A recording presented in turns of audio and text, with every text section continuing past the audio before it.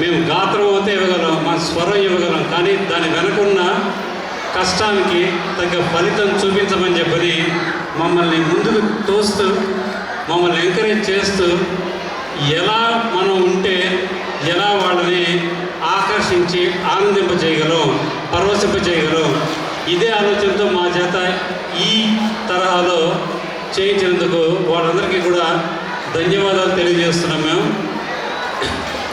We are thankful to them, and I hope you all enjoyed the show today.